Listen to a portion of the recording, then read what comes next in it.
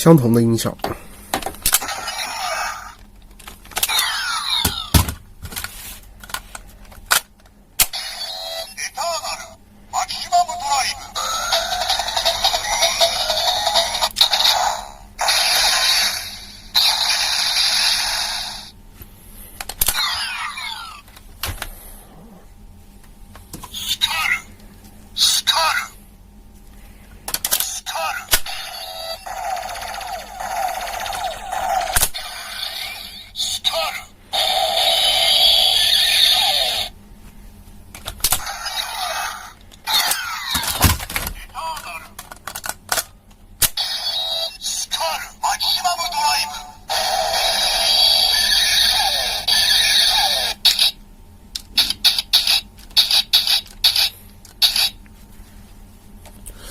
在我的印象中，就是这个斯卡鲁的音效像那个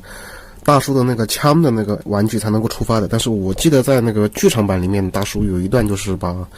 这个记忆体插在这个必杀槽上面，他发动了一个骷髅踢的这么一个技能啊，